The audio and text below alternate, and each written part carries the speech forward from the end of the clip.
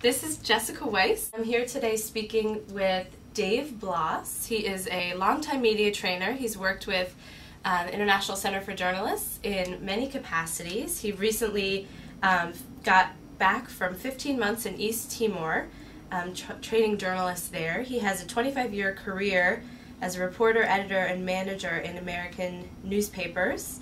So we're going to talk today with Dave about building sources as a journalist, and he's going to help give us some tips.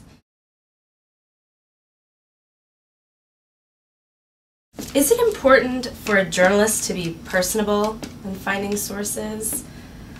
Maybe the most important thing of all. One of the first classes we teach wherever we do this anywhere in the world is the theater of journalism, that it really is performance art. You are selling yourself from head to toe.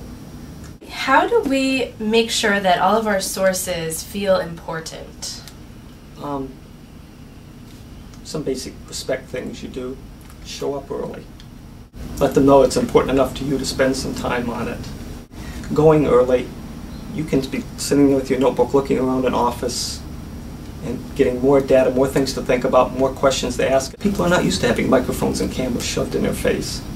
So, slow, steady, time to set up. Are you comfortable, minister, whatever? Okay. Can we start? Do you think journalists should always make contacts at the grassroots level? Is that as important as public leaders, officials, people in government? More important. Interview the babushka, interview the 10-year-old. Then write a story that the babushka wants to read and the 10-year-old just learning, just getting involved in the community wants to read. Mm-hmm. So, to answer your question, the grassroots is where the stories are. The confirmation, maybe the statistics, maybe that's in big stone buildings. How do we retain our sources or our rapport with sources when reporting on very sensitive issues? Don't be sneaky. There's a tendency, all of us in life tend to take shortcuts. You're sneaky with somebody once, they have no reason to trust you again, have no reason to deal with you again. Be honest, in particular on camera. Don't ambush people on camera like that. This is a sensitive issue. We came to you because fill in the blank. Make them understand why you're asking them. Expertise, experience. Then the question. So in this game to find sources, maintain sources, kind of tiptoe around sensitive issues in a way, does journalism end up being sometimes a lonely profession? If you do it right, yeah. If you do it right, you'll keep your professional distance, but you'll still have friends, you'll still have good relationships with people. But you do sacrifice sometimes. Mm-hmm. There are people that when you finish asking that sensitive question, that's probably the last time you're going to be talking to them. I just want to take a minute to talk about a list of 5 tips for gathering sources. First one, start at the bottom. That's difficult because usually the people at the bottom in the office say, well, you have to talk to the minister. But those are the people who get you started. Maybe they don't say something on the record. Maybe they don't have the authority to give you, the exact information you want. They can usually steer you towards somebody or outside the ministry. They can get you started on a story. A couple rules of thumb for that. Who do you really want to talk to? Who does the work? Presidents, ministers, they're symbols. Particularly if they're top elected officials in a democracy, they do a lot of things. But a lot of what they do is symbolic. Sort of a side to that is, where is the paper? Where is the paperwork? Always when we're doing these interviews, and we're playing dumb a little bit, we're saying, I appreciate what you're telling me, I appreciate how you're explaining this to me. Is there something you can print out? Is there something you can show me? I don't want to get the figures wrong. I don't want to get the statistics wrong. I don't want to make a mistake. I don't want to ruin your work.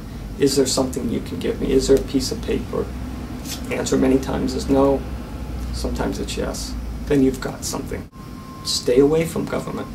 Don't feel like every morning that's reason to get up and comb your hair and go off to work every day. So, talk to the babushka.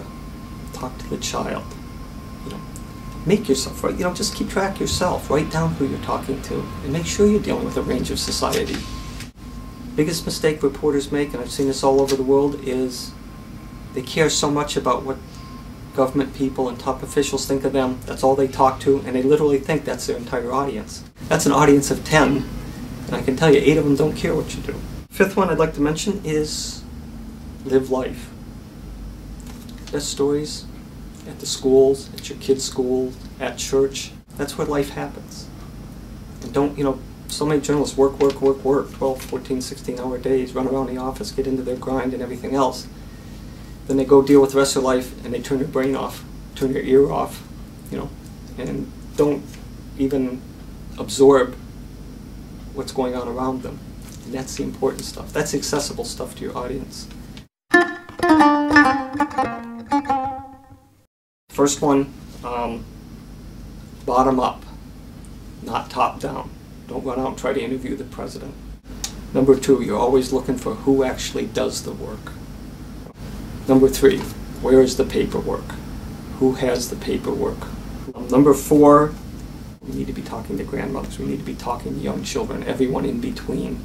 We need to make that range as wide as possible. We need to consciously make ourselves do it. And number 5 and last is, like I said, live your life. Don't turn your brain off when you go to church, when you go to your kid's school to pick them up.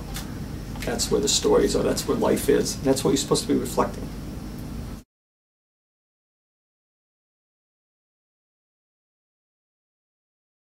Well, Dave, thank you so much for speaking with us today, and this has been extremely helpful, and it was nice to talk to you. Always a pleasure to come to ICFJ. Thank you. Thank you. Okay.